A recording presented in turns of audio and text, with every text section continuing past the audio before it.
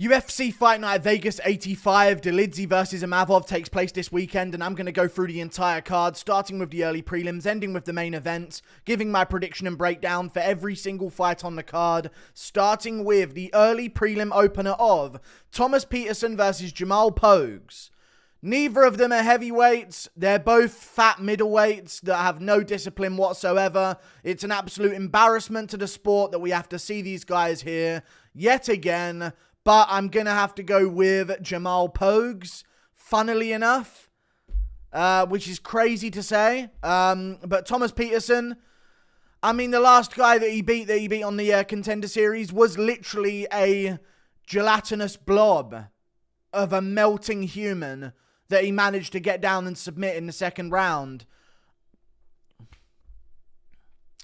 I think Jamal Pogues has the takedown defense that, you know, that's something that at least he does have with a bit of wrestling to his name. So I don't think he's going to get taken down by Thomas Petersen. And I think if he doesn't get taken down, he has better boxing. Fucking disgrace. Fat fucks. We move on up the card. Landon Quinones versus Marquel Mederos. I'm actually going to go with Marquel Mederos over Landon Quinones. I know that there is a take that can be had where you can say, well, Marquel hasn't really beaten anyone that good. The guy that he beat on the Contender Series looked like an absolute disgrace of a fighter. And I guess other than that, you can say Lando Quinones had a good fight with Nasrat Haqparast, but he was getting beaten up by a Nasrat Haqparast, and Nasrat's not really known for his power in that division either. So he's getting beaten up by Nasrat Haqparast across 3 rounds. Had moments where he would chop low with a low kick, but if you can't figure out the basic boxing style of Nasrat Haqparast on the feet, I think a dangerous, at least athletic and high finishing potential guy on the come up at lightweight is going to have the different methods of finishing you. You know, Marquel Mederos has a knee KO. He goes for random stuff. He's got really good boxing. He's got decent takedown defense. I am going to go with Marquel Mederos, and I reckon he will get a finish. I don't like the damage that Landon Quinones is coming off of, and I don't like how simply Nasrat on one leg could walk him down and beat him up, even though that fight was a fun war to watch. We move on up the card to another fight, which is Luana Carolina versus Julija Stoliarenko. Lower on the card than Molly McCann's fight, even though Julija Stoliarenko finished her in her last fight, which is pretty interesting to see. Is it time to start thinking that maybe Julija Stoliarenko's not completely awful and abominable as a fighter? Is that what we're going to have to start to consider here? Because Luana Carolina, she's also lost to Molly McCann. Well, not also, but she's also fought Molly McCann, but she lost with the spinning back elbow. But she had a decently close fight with Joanne Calderwood. And she's just coming off a win as well over Petrovic. And she beat Lupita Godinez. You know what I'm saying? Like, honestly, do we think Juliana Pena is good because she submitted Molly McCann? Because outside of that, her only good win is against Jessica Rose Clark. And she's lost to everyone else outside of that, including Alexis Davis and Chelsea Chandler in round 1. That girl that was sprinting away from Norma Jamont like she was trying to phase through the cage onto the outside of it. Like, I honestly am going to go with Luana Carolina over Julija Stoliarenko. Maybe that's just a testament to how bad I consider the ground game of Molly McCann. But I'm going to say that Luana Carolina has better stand-up and better overall ability than Julija Stoliarenko. And I know fighters improve, but at 125 with the rough weight cut for Julija Stoliarenko, I'm going to go with Luana Carolina. I reckon she's got some time to improve herself as a fighter. She's 30 years old, but she's very young in the game. I'm going to go with Luana Carolina here, likely as an underdog, I would imagine, but I haven't even checked the odds on any of these fights. We move on. Blake Bilder versus Jeong Lee. I'm going to go with Jeong Lee over Blake Bilder. Blake Bilder's good. He's well-rounded. I don't like his stand-up. Sometimes he leaves his chin way up high in the air. So I will go with Jeong Lee getting a first-round TKO. I also don't mind the guy that he went to a very close split decision to in his last fight in the UFC debut. He didn't look great in that fight, but Julija was on the more recent series of the Road to UFC, won that one as well, but then one of his fights got cancelled in the finals because he won both of his fights against other prospects on Road to UFC. And he's coming back on this season of Road to UFC as well against the guy that he got his fight cancelled against. So I really like this guy as a fighter. I think he's good. I think there's no shame in going to a split decision with him. I know that there's a lot of cans on these guys' records that come through Road to UFC, so it's kind of hard to tell how good they're going to be. But I think in terms of a fighter, Blake Bilder might be overall more well-rounded. But I'm going to go with Jeong Lee having too much of a gap in skill, at least in round one. And I reckon he'll catch Blake Bilder, who I don't like the stand-up of, and who made a competitive fight out of Yeong. For fuck's sake. We move on. Up the card, Themba Gorimbo versus Pete Rodriguez. Again, there's a part of me that wants to say, you know what, Pete Rodriguez, maybe he could score this KO. But Themba Gorimbo, I think, is more well-rounded. He's shown better grappling ability as well in his fights that he's had so far in the UFC. Of course, The Rock brought him a house, so that's going to give him some, you know, at least freedom to focus on the gym full-time and not have to worry about part-time this and part-time that. So I think we're going to see one of the better versions of him. And he's coming off a win over Takashi Sato. No reward there. It's Takashi Sato. Welcome to the win club. AJ Fletcher, though, he had a pretty close back-and-forth type of fight where they were both grappling with each other. And AJ Fletcher eventually caught him in a guillotine in round one. But yeah, I'm going to have to go with Themba Gorimbo. I think he's shown more well-roundedness in his career so far. And the fact is, we just haven't seen anything from Pete Rodriguez. I mean, he landed a couple of decent shots on JDM, but JDM finished him in the first round easily. And outside of that, his best win is 5-1 Roberto Pixley at Icon Fighting Federation, and then Mike Jackson after that. Like, yeah, I'm gonna go with Themba Gorimbo. Just being more experienced, more cage time. If it gets out of the first round, his chances of winning, I believe, skyrocket. And if it is in the first round, it's probably going to be Pete Rodriguez. But I think the idea of this going past the first round is good enough for me to think, okay, well, in that case, Themba Gorimbo's probably going to win it if it does. We move on. Up the card, Charles Johnson versus Azat Maksum. Now, Charles Johnson's one of these flyweights, yeah, that is sort of, in my opinion, a lot of these flyweights that we think, these guys are terrible, they used to be somewhat respected because of how shit Muhammad Mokaev is. And I don't know why Muhammad Mokaev does this, but he always looks like one of the worst flyweight prospects we've ever seen until round 3 when he activates how good he really is and then comes in and submits some people. But against Charles Johnson, Johnson arguably damaged him in that fight, by the way. And he just non-stop failed takedowns on Johnson. Get takedowns here and there, get positions here and there. But Johnson worked his way out of all of them and got back up and outworked Mokaev in the clinch in that fight. But obviously they're going to go with the takedowns when there's not that much of a difference and when he's not cutting open Mokaev or breaking his nose or anything like that, swelling up his jaw. So Charles Johnson, again, one of those flyweights that sort of, you know, well, Malcolm Gordon's not that bad. Look how good he did against Mokaev. Johnson's not that bad. Look how good he did against Mokaev. At what point are we going to start saying everyone looks good against Mokaev? It's not Mokaev you have to worry about. It's Mokaev past the second round. That's what you have to worry about. So I'm going to go with Azat Maksum over Charles Johnson. I've just seen Charles Johnson out-wrestled. Mokaev did have he did struggle with trying to get him down. But I think Tyson Nam is a bit of a tricky debut to have for Azat Maksum. And I do think he's going to be able to get his takedowns off here. And I think we're going to see a better version of him, you know. Younger guy, 28 years of age, 17-0. I'll go with him beating Charles Johnson in this fight.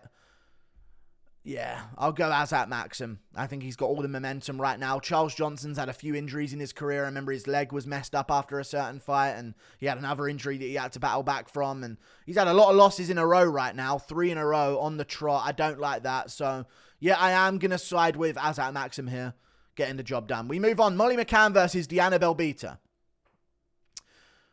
So, I'm going Molly McCann, funnily enough. I know a lot of people are just on the sort of mindset right now of she's trash, she'll never win again.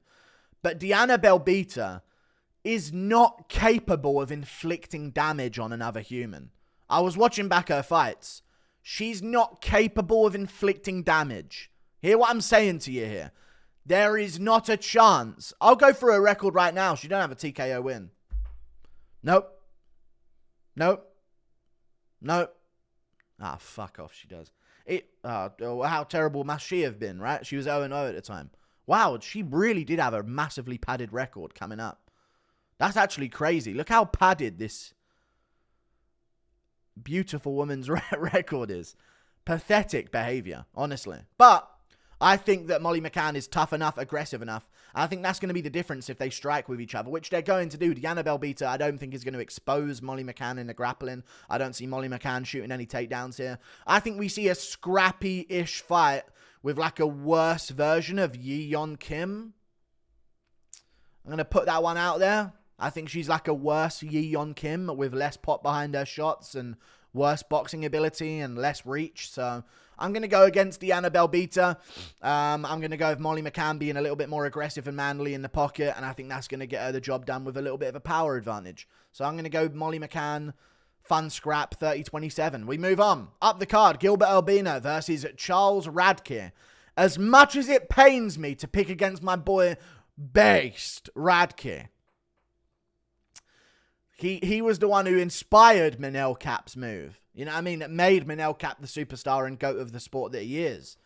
As much as I hate to pick against him, he's shit. Like, maybe. Radtke, maybe. You're going to show up and you're going to make something good happen here. But at the end of the day, you're 33. Don't make it that close with Blood Diamond, please, for the love of God. Don't do that.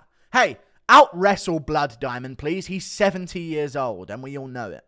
We know the truth behind the age of Blood Diamond. They're draining him using Juju at Team CKB to give the rest of them power. He's just a life essence drain for them. They just suck the life essence. Well, let's not get too crazy in how I'm describing what they do. But either way, they're expediting the aging process of Blood Diamond to keep the rest of them young at CKB because that man's got the face of an 80-year-old. He's awful. Out-wrestle him clearly, please, Charles Radtke. What's going on here, man? It was a pathetic performance. And I'm not picking you to beat another UFC fighter outside of that. And Gilbert Urbina, he's all right. You know what I mean? He's not the best. But I think Charles Radtke... Tell me I'm wrong. Tell me I'm wrong. Charles Radtke is a Ryan Koshke. I really think they're arguably the same fighter. The very same fighter. And proven by the exact same performance that they had against Blood Diamond. I'm actually going to go with Gilbert Urbina. Smoked Ryan Koshke easily. I think he'll have the same success against Charles Radtke.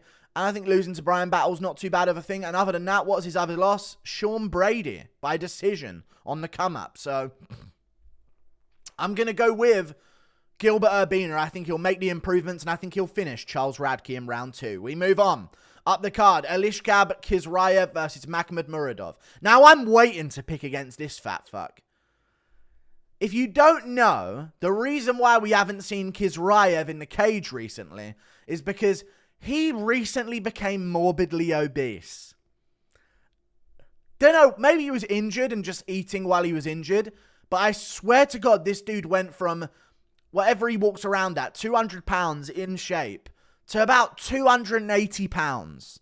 I swear he gained more than 50 pounds. It must have been. But I do like his grappling. And I think he'll beat Makhmud Muradov. And to be honest with you, I wish it wasn't Muradov that was fighting him. Because if it was a better middleweight like a Kopylov or, you know, a Joe Pyfer, I wouldn't have any worries about picking him to beat Khizriev. You know what? I'd even not mind the idea of Shara Magomedov, even though his takedown defense is awful. I wouldn't mind the idea. I'd probably pick Bruno Silva to beat him. But Muradov got laid up Brian Barberena, who doesn't have a muscle insertion on his body. He doesn't have one. It doesn't exist in the world of Brian Barberena. Muradov got a layup of Barberena looking at his physique in the mirror at 170 and thinking, I need to go up a division. Moved to middleweight, fought against Muradov, and Muradov was like hurting him in moments, but struggling. Gassing at times, looking like maybe a tide would turn. I don't want you struggling against Brian Barberena at middleweight.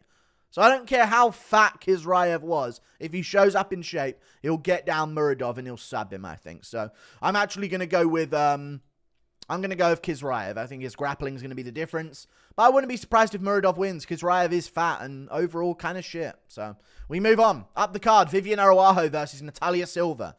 Looking forward to this one. And I am going to go with Natalia Silva, of course. I'm worried, though. Because oftentimes when we see an actual good women's fighter with some level of technique, they don't make it to the top. And it's just like, all right, yeah, but are you lesbian though? You know what I mean? Like, there's more that we need to uncover first. Like, oh, nice, you know, K1 level kickboxing and this level, Gordon Ryan jiu-jitsu level. But hey, is she lesbian? No. Well, she's not going to make it to the top then. Normally, that's how it works. But with Natalia Silva, I could see her swinging both ways, honestly. And that gives me more confidence. I'm not sure if... Let me check her Instagram real quick, because maybe we'll come up... What's her name? Natalia. I need to know relationship status, kind of. It's weird that this is now a part of it. Now, she is a Brazilian female, so you would imagine that she just is anyway, but I don't want to jump to conclusions. Natalia Silva. I just need confirmation that she's... Are we seeing her husband anywhere? I'm not seeing a husband, but I'm not seeing a clear sign of her girlfriend either. She's keeping it up to debate. See, I might go Viviane Araújo. Who's she celebrating with after the fight? Nah, I don't know. It's kind of a grey area. Oh, I was actually kind of confident in her. She could be convinced. Wait. No, just a friend. Okay, I am still going to go Natalia Silva, but it is actually kind of tricky now. That's sort of thrown a spanner in the works because we know blatantly Viviane Araújo is. I'm going to go with Natalia Silva, though. Viviane Araújo is good. She's looked good in her recent fights. But I think Natalia Silva is actually the skill level to make something happen here. So I've liked the way she's looked recently. Listen, Jasmine Jasudavicius isn't terrible. And Natalia Silva beat the piss out of her in their fight. Like, really badly. Other than that, she finished Bilder. She finished Leonardo. She had a good scrap with Andrea Lee, but she outstruck her. And that's a tricky one. I reckon she'll rise to the occasion here and beat up on Viviane Araújo. Tricky fight for her, though, because Araújo did have, like, a good, decent fight with Grasso. But she's a little bit too hit and miss. Decent fight with Grasso, you lose to Ribas. You know what I mean? Let's keep it consistent. I'm going to bet she's on the downswing, and this is where Natalia Silva can get one over on her by decision. We move on. Up the card, Randy Brown versus Muslim Salikov. You know what? I'm going to go with Randy Brown over Muslim Salikov. Initially, I was thinking, Randy Brown, a little bit chinny. Muslim Salikov can crack. He's got a good punch. I don't want to see you taking Andre Fialho into the third round, though. Get him out of there. Round one, first shot you land, get him out of there. I don't want to see you, we slowly plod our way into the third round against Andre Fialho. Even though he had him hurt in the early rounds, I don't want to see that. Nicholas Dalby beat him. Li Jingliang beat him. Other than that, he's had wins, but like a close decision to Francisco Trinaldo. There's no shame in making it close against Alessio Zaleski dos Santos. The Laureano Strapoli performance was awful. They were just holding each other against the cage as far as I can remember. So I am going to go with Randy Brown. I think he'll stick on the outside. And it's not that I don't think Salikov can catch him. It's just that Salikov doesn't have much pop outside of a few shots that he goes for. You know? He's not going to catch you at the end of a combination. He's going to catch you with that right hand when you're not seeing it coming. I think Randy Brown can focus on a few weapons that Salikov has that he has to avoid. That's something that he did quite well against Chaos Williams, even though it was a close fight there and he did get hit in that fight too. I am going to go with Randy Brown. I just think over time, I'm starting to trust Muslim Salikov less and less. He starts to look his age more and more each performance. 39 years of age now. There's a massive reach advantage here. 8-inch reach advantage for Randy Brown. If he's boxed a day in his life, he should be able to keep Salikov at the end of the jab. teeps down the middle, front kicks, low kicks as well. And I think once he goes for a round of investment on Salakhov, we're going to see a different look in Salakhov. And I'm going to go with Randy Brown actually getting a late TKO here. We move on. Up the card. Renato Moicano versus Drew Dober. This is another tough one. Because I know Renato Moicano's been avoiding the sun recently. He has. Because he don't want to pick up too much of a tan. He's actually travelled to the UK to make sure that he's as translucent as possible. But Drew Dober sniffs it out. And that's just what it comes down to. You know what I mean? Drew Dober's... He's been checking. You know, I think he swabbed a gum shield of Renato Moicano earlier this week and put it through a 23andMe. He's going all out for this. Like, he's finding... any motivation he can. No, but on a real, I think Renato Moicano is quite good. I don't think Renato Moicano is going to be the best he's ever looked. My honest opinion. He's been out of there for a long time now. He hasn't fought since November of 2022. Okay? It's been quite a while since we've seen Moicano in there because of his leg injury that he had. So I don't think he's going to be the best he's ever looked. Dober, although getting chinned by Frivola recently, he did it for the brothers. You know what I'm saying? He did it for the brothers out there. He just couldn't he didn't want to see a brother fail. You know what I mean? In Frivola. And once he saw that ginger beard, he let himself get KO'd. So I am going to go with Drew Dober here. I like his wins, man. Terrence McKinney is a tricky fight. I know he got caught early, but he won. And that was a shock replacement for him, you know? He was supposed to fight Ricky Glenn. Got Terrence McKinney instead. Like, you couldn't ask for two different ends of the athletic spectrum. You know what I mean? Rafael Alves, wickedly dangerous. He gets him out of there. Gets caught a few times, gets him out of there. Go. Bobby Green, hit and miss. But as a shorter opponent to beat Bobby Green and get him out of there by KO, I think that's more impressive. Taller than Bobby Green with his hands down style, you're going to beat him every day. Shorter than Bobby Green and still being able to find your way on the inside for those KO shots, that's more impressive to me. Other than that, he's lost to Brad Riddell in a decision. They got scrappy. Islam Makhachev, no harm done. I know that Renato Moicano beat Brad Riddell, but I think there was something that happened to Brad Riddell later on in his career where he just lost all ability. And I guess it was just anyone with any level of jiu-jitsu could just end up beating him because he forever gave up his back, even though he earlier in his career out-grappled... what was his name? Who did he out-grapple earlier in his... Kastabov? Mustafayev. Magomed Mustafayev he out-grappled earlier in his career. Which is crazy to see that now he just don't have any awareness. But he's been injured, you know. He's healing up. I'm going to go Drew Dober here over Renato Moicano. I just think he's got more pop on the feet, more power on the feet. And I don't think Moicano is going to look the best he's ever looked coming off of his injury. I hope Moicano wins, because we're boys with Moicano over here. But I am leaning towards Drew Dober catching him on the chin. I know Moicano's got some pop in his shots. I just don't think he's going to be able to take down Drew Dober. He's going to have to hurt him on the feet and then get a sub. And Dober's been around for a long time. He's fought the best of the best. I don't think you're just going to be catching him. Moicano could. I just don't like the power in his hands as much. So I am going to go with Drew Dober, getting this one done by TKO at some point. I reckon he'll catch Renato Moicano. Hands coming away from his face.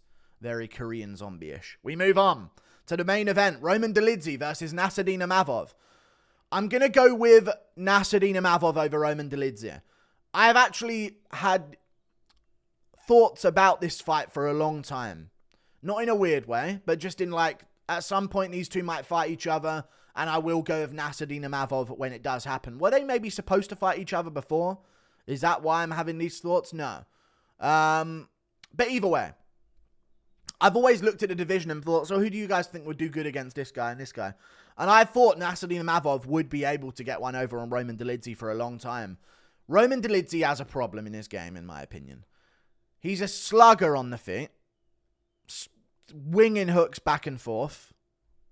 Plods forward.